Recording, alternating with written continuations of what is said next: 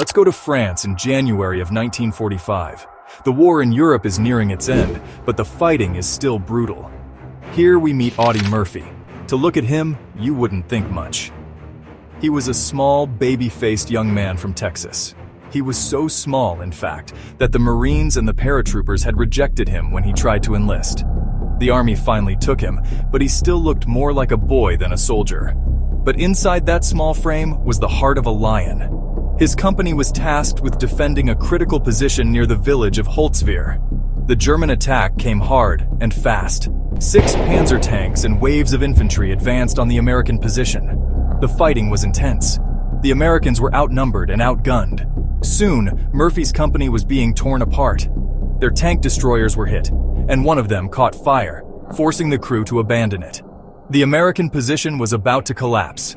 Lieutenant Murphy ordered his men to fall back to a safer position in the woods, but he stayed behind, alone. He had a telephone, and he was going to keep directing artillery fire onto the advancing Germans for as long as he could. As the German infantry got closer, Murphy did something insane. He climbed onto the burning tank destroyer. He knew it was full of fuel and ammunition and could explode at any second. He didn't care. He grabbed the .50 caliber machine gun mounted on top and began firing at the enemy. For over an hour, Audie Murphy stood alone on that burning vehicle, a single figure against an entire German attack. He was surrounded by fire and smoke, with enemy bullets bouncing off the hull of the tank. But he held his ground, cutting down wave after wave of German soldiers. He was wounded in the leg, but he kept fighting.